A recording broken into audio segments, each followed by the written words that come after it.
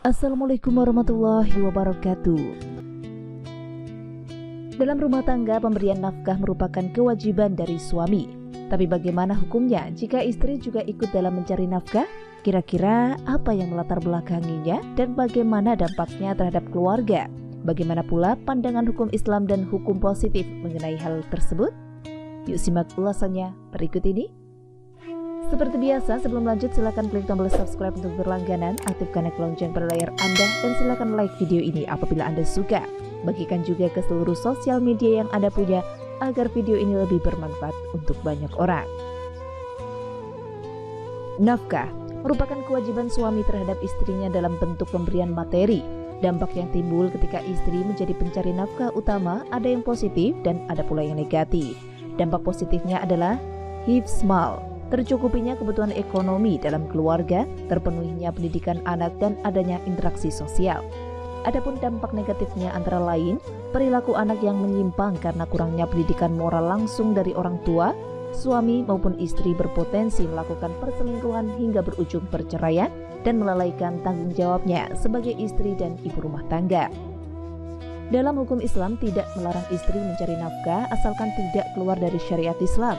Istri justru yang berhak mendapatkan nafkah dari sang suami.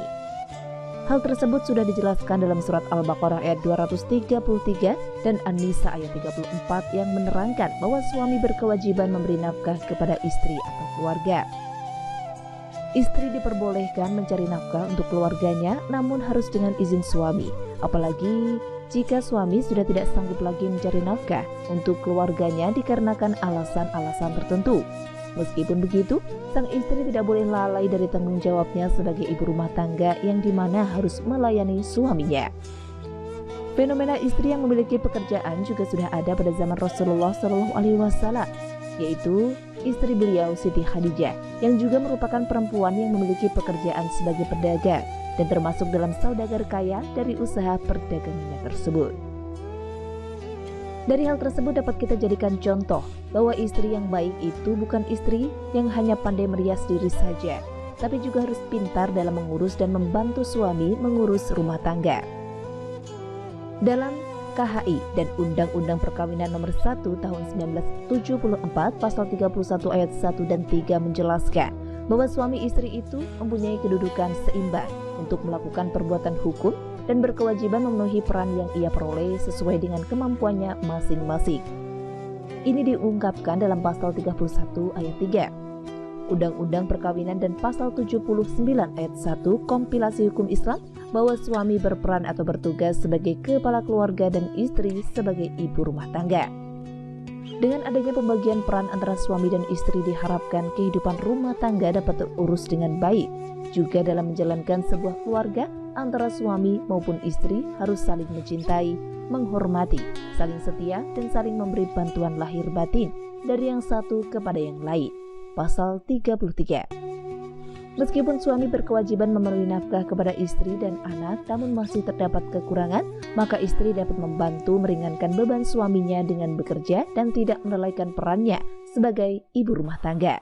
Jadi kesimpulannya, bahwa hukum bagi istri sebagai pencari nafkah utama adalah boleh.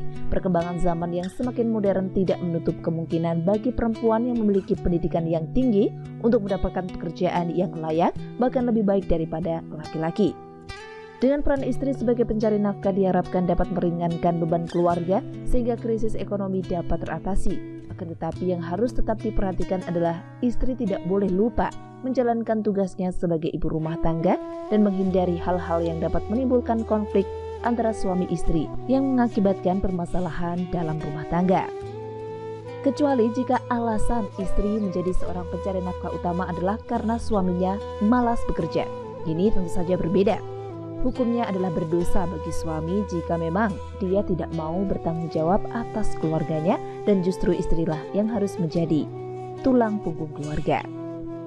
Demikian ulasan yang dapat kami sampaikan, semoga bermanfaat dan terima kasih sudah menyimak video ini. Sampai jumpa di video selanjutnya. Wassalamualaikum warahmatullahi wabarakatuh. Jangan lupa untuk tetap like, comment, dan subscribe